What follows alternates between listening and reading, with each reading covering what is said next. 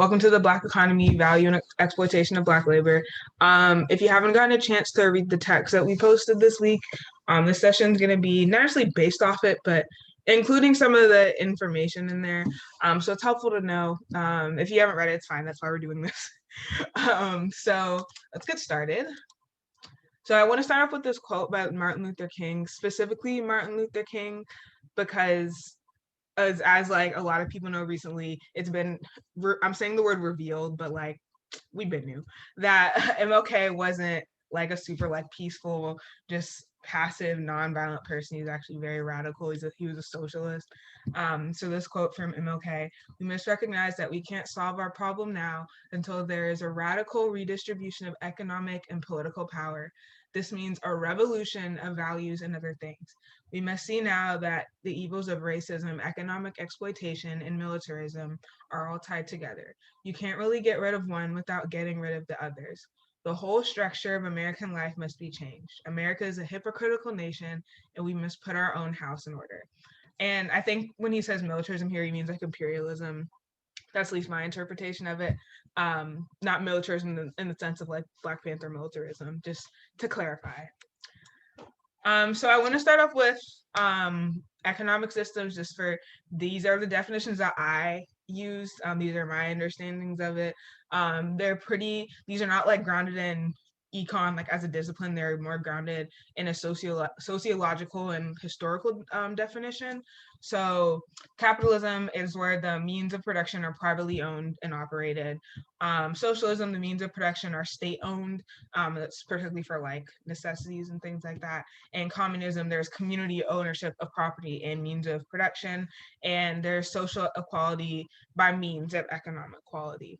And so there is no like pure anything. Like the US is a hybrid of these systems, or specifically capitalist and socialist systems. Like if the US was a purely capitalist system, there wouldn't be any public schools, there would be no public highways, we wouldn't have street lamps. Like there are socialist components of, and currently in America, and I think that's something that a lot of people fail to realize.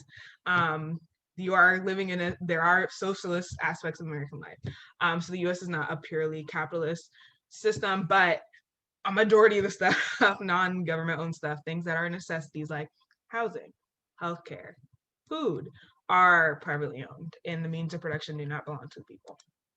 So capitalist systems, there is no self-determination of your labor. You have your labor exploited to the benefit of the ruling class. And what I mean by that is, so first, ruling class is anyone who is not actively working one to survive, and also they have control over the means of production. That is who the ruling class is. And so think of it as like a pyramid, kind of like the food pyramid. It's like ruling class, and labor exploited. So your labor is exploited at the benefit of the ruling class, and where you don't see any of the benefits of your work other than to provide basic necessities to yourself so you don't die. There's a subordination of workers and a requirement of work for survival. So like I just mentioned, like if I don't have a job, if I don't find a way to get money to work to exploit my labor, I will not have a house. I will starve to death. I won't have healthcare if I get sick, things like that. Basic things that, again, you need to survive. So capitalist reframes necessities as a privilege. If you work, you get to have a house. If you work, you get to have healthcare. If you work, you get to afford like really healthy, quality food, right? These are all things that everyone should have equal access to. And an interesting part of neoliberal and just like pseudo-socialist people, though, like, well, everyone should have equal access to it, but like they don't get to determine who controls that access. Like we still do, but like you can have it equally. That's what we have been accustomed to and taught, that is just how things are, right? Someone gets to control who else gets to have a house, who else gets to eat. That's just not right. We have all the resources we need to where everyone can benefit and be fine and survive. And so capitalist systems reframe these basic necessities, something that you get to have if you contribute and if you exploit your labor to have them. Capitalism also breeds inequality. it is, and this inequality usually falls on racial and class lines, obviously, and those things are combined. We're going to get into that a little bit more later. There's always someone at the bottom. There's always someone suffering. This idea that like in a capitalist system, everyone has equal chance to succeed, and that's just simply not true. It needs people at the bottom to have their labor exploited in order to work. And U.S. capitalism is built on stolen land and labor, so land and labor. You may be familiar with that principle. The land of indigenous people, the folks whose land that we stole, and labor enslaved Africans. And so that is the first instance of this capitalist system, exploiting the labor of indigenous and African Americans and using it for the benefit of a ruling class. So the myth of wealth that I alluded to, it is selling the American dream. Like we're all familiar with it. If you work hard, pull yourself up by your bootstraps, you can find success. You can make it. You can make it in America. But this glorification of work to just again provide basic needs really skews the reality of our world, right? It normalizes subordination to a ruling class. It normalizes the idea that if I want to be able to be happy, essentially, to success as it's defined in the US usually has to do with wealth or money or land or owning something. But if I want to achieve that, I have to exploit my labor to a ruling class to almost like earn it. I don't know, it's weird. Hard work is the key to success in wealth. I know plenty of hardworking people who have not achieved the amount of wealth that Jeff Bezos has, and other people in the ruling class, right? Hard work does not automatically equal success, wealth, or even control over the means of production. Apologies if you hear my dog barking. She's having a night terror right now. It's also impossible for every person to achieve wealth under capitalism, like I just said. There's this idea, and I'm going to get a little bit more into it later, especially in the context of Black Americans and Black folk, is that again, if you work hard, you got it. You're gonna be successful. But a subordination of a working class is necessary in order for capitalism to survive. It just is, and it doesn't matter how many people believe that. Even if they just keep working, keep grinding, they'll get it. Like the system is not designed for everyone to do well. It's just not. So and finally, capitalism is not built to give everyone the same chance to thrive. Like I just mentioned, this myth encourages folks to keep exploiting their labor and be okay with this subordination just to achieve this farce. And it's really what it is. It's a farce. And so moving on to what this has to do with Black labor specifically, this was in the text. There's something called wages of whiteness, and it's where the economic value given to white skin or proximity to whiteness. So depending on what your job is in proximity to whiteness, and that can be like in the category of the job, right? Like things that may be considered at this time. Think of like 1930s, like peak Jim Crow, things that were only considered for white people, like they get paid more. Things that are considered for Black people, they got paid less. So all workers' value is determined in relation to whiteness and its proximity to it. So back in like Jim Crow in the 1930s, most domestic work was done by Black women. It was also the least paid job. They didn't even get paid in money most of the time. They got paid like okra and like rice. However, jobs like doctors, lawyers, get all the bank because those are jobs that white people are allowed to do. And so racial capitalism is where racialized people are kept in the working class. Going back to what I just said about domestic workers and Black women, think of also just factory workers. When the nation was just waiting to industrialize, Black workers, specifically Black men who would do these really dangerous jobs, getting paid pennies. But those folk are racialized to be kept in that working class while a ruling class is able to benefit from the exploitation of their labor. Like this isn't new. This continues. And to my point earlier of this idea of like working, pulling yourself up by your bootstraps in order to achieve this success, this gross amount of wealth. gross in terms of like mass, but also like gross in terms of like ew. That a large amount of wealth, we've been dealing with this for generations, right? And still the issues. And so Black domestic workers during Jim Crow, like I just said, low wages, wage thefts, and they were unable to unionize. Also, Black women were not able, who are domestic workers, were not really able to unionize in a traditional sense, not because they lacked because they lacked the resources, but also because by definition their jobs weren't able to be like protected under unions. And so because it was a private industry, it's like they had private employers, and so they couldn't really be advocated for. So like Black women, this is like kind of a tangent, Black women like form their own unions and support groups and mutual aid. But I discussed that in the mutual aid session, so you can go watch that if you want to learn more. But the relationship between race and value is also fluid. That should be noted. The same way where proximity to whiteness assigns more value to someone's labor, someone's property, or whatever their product or their good is, it also can do the inverse in the way where some things are considered more valuable when they're associated with Blackness or Latinidad or any oppressed group or any racialized group. That is why colonialism happened, right? The theft, the mass theft of goods, of people, in currently racialized countries, that was valuable. And then you go back to the theft of land and labor that I mentioned earlier on. So it goes both ways, but both ways result in the exploitation of Black people and our labor, and even in our bodies as well. But we're talking about labor today. So Black unions specifically, because of this undervaluing, Black folks in the early mid 20th century, they organized labor unions. And there was, as more and more Black folk began to become involved in the economy, become contributing members of society, they realized, hey, we're not getting paid like we should be for the amount of work that we're doing. And so there was an increased amount, and also just the conditions of their labor, but there was an increased amount of Black people working for wages, and consequently a significant amount of exploitation.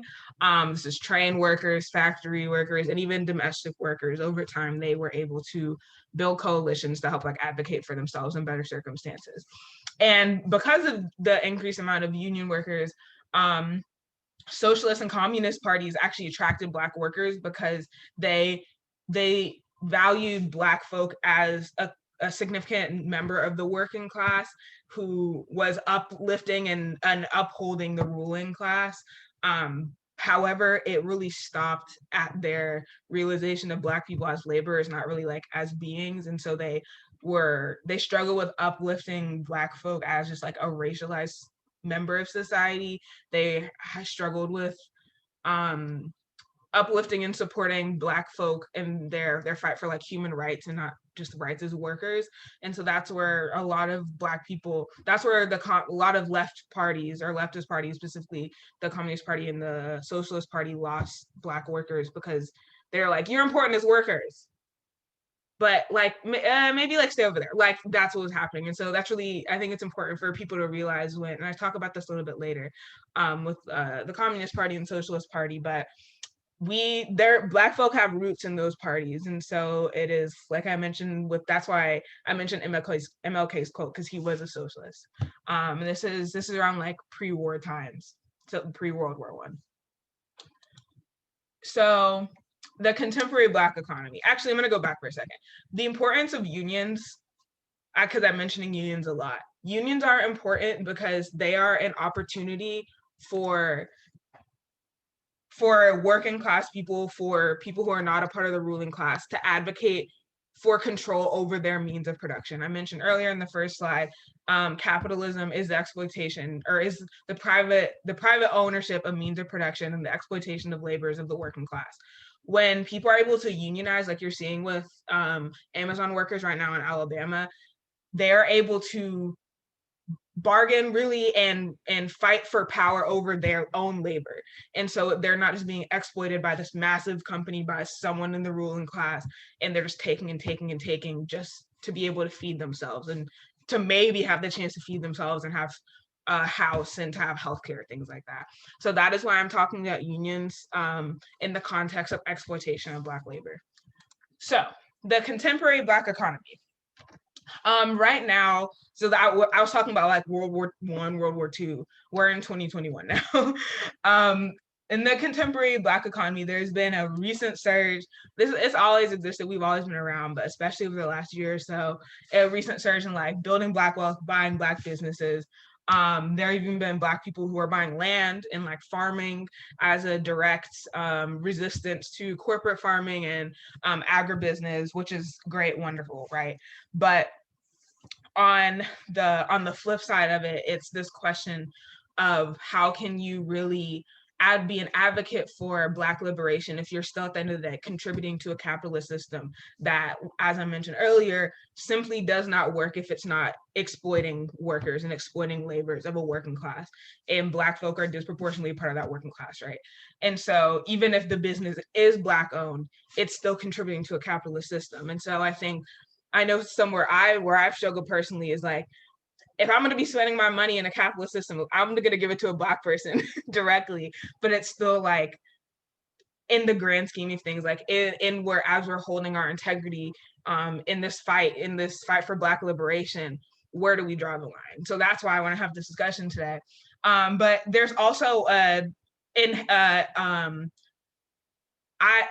objectively harmful side to this bolstering up of Black wealth and building generational wealth is the hustle mentality, and how it is directly advocating and glorifying the exploitation of our labor, not for the direct as a form of protest, but as a way to serve a capitalist system, wanting to hustle, wanting to start a business, wanting to do whatever just so you can accrue all of this wealth. And no one needs that wealth, because as you're accruing all that wealth, a capitalist system will not thrive unless someone's being exploited.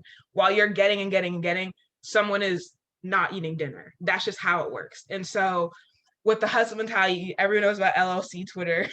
When I think the stimulus check dropped today. I don't know, I don't qualify for it, but a lot of people on LLC Twitter, and LLC is like a business, a type of like having your own business, are like, you want the $1,400 stimulus check. I want someone to take away $1,400 and invest it in a business. Like the idea that in order to find success and in order to be able to be like a valued member of society is to work and to exploit your labor and to contribute to a capitalist system, and not allowing everyone to determine the terms of their work and their labor. One, it's not just possible for everyone, but it's like I mentioned in the earlier slide, it reframes work as a necessity and not as something that you can work to choose or put your effort into. And so exploitation of the Black dollar also is a way where the buying Black and support Black business can become dangerous, because then you'll see these mega corporations being like, support Black businesses, buy Black, and they'll have like a line of like Black stuff for Black History Month, but the money's still going to Target, the money's still going to Walmart, the money's still like, it's still going to a mega corporation.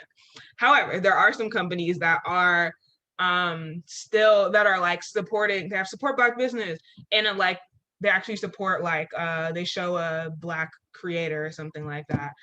The money's still going to the to the corporation, right? I think it's reminding ourselves that not to get really distracted, because a lot of these revolutionaries that people look up to, and this is not a coincidence that this is the part of their narrative and that their story that we get that we often don't hear about, is that even though this corporation is showing you, hey, look, we care about you, it's still a corporation, still contributing to the capitalist system.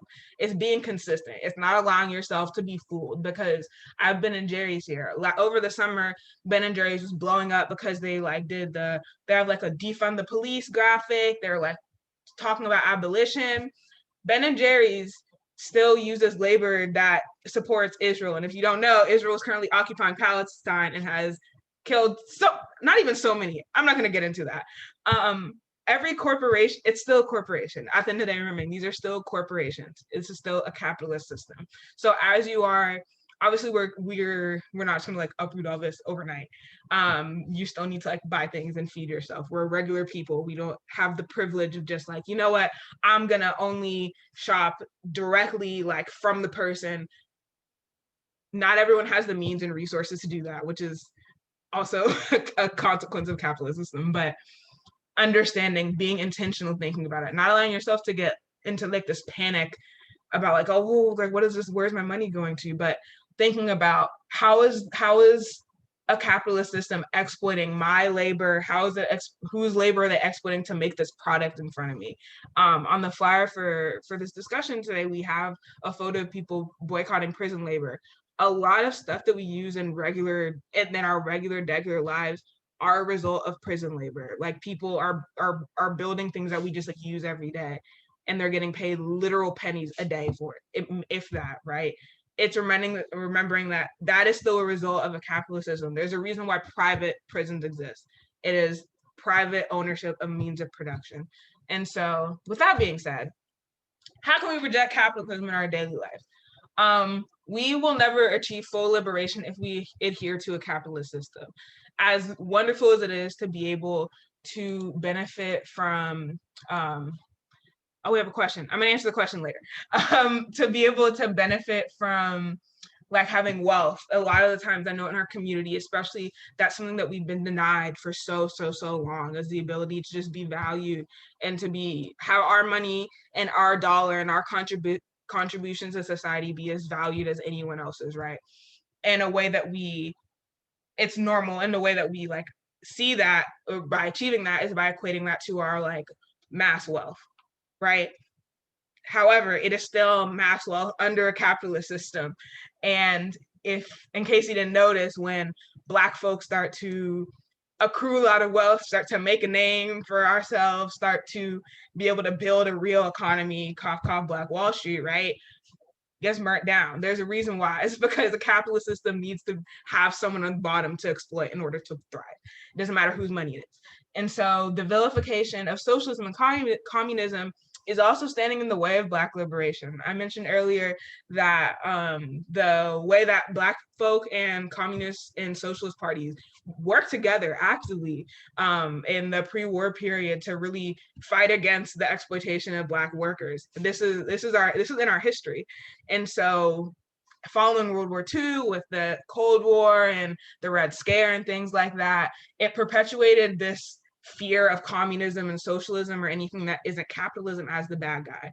I know you're probably familiar with like a lot of our like older family members, or really just not even our older family members. People in general will equate anything bad to like, oh, they're communists.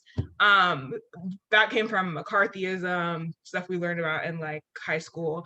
But like McCarthyism was this belief in the 50s during the Cold War that was a basically all attack on communism, specifically from the USSR, Russia. But this idea pervaded our community and became a fear of honestly systems that would benefit us, socialist systems where we have a say in our labor and who we are and where how we contribute to this society, this economy. We're not being actively exploited against. And so this fear that was perpetuated and invented by our oppressors, Black folk bought into, and it's directly standing in the way of us seeing or realizing or even thinking of any opportunity or any possibility outside of a capitalist system, because our oppressors have designed our success in terms of the system that they've created. And so capitalism is not in the best interest of anyone who's not in the white ruling class. The system was created by a white ruling class to maintain power of a white ruling class. And it's also not in the US, it's international. And so I know there are a lot of memes right now about like the UK. Well, they're memes, but it's also true about the UK and being an imperialist country with the interview that just went out. I didn't watch it. I don't plan on watching it. But the memes, I've been doing the memes though. So there's a lot of talk about how like US capitalism, but also like UK, like these are international systems by colonial imperialist countries. And so those systems were created by those people to maintain their power, who they directly exploited. Folks, going all the way back to the first slide, but also to the beginning of Black American history, when Black folk were being taken and turned into slaves, or taken and enslaved. And so remembering that, I know that class, and I'll finish my point. Class struggle is directly linked to all struggle. Remembering that, in, like I mentioned the first, or I think in the earlier slides, capitalism breeds inequality, and that usually falls on racial and economic or class lines. There's a reason why right now, down south, I believe it's in Mississippi, it's either Mississippi or Alabama. Apologies because I don't remember. They're going weeks. They're going on week 4 without having no water from the storms that were happening down there, and it's only in a Black neighborhood. Like, there's reason why historically we are the ones who keep suffering. It's because the system is designed to function that way, and so we need to reject that system in order to really fully realize our power. And a way that we can do that is like, all this is not to say I don't want Black like economic wealth, or Black power, or Black Black people to thrive, right? It's that I would want us to thrive outside of a capitalist system.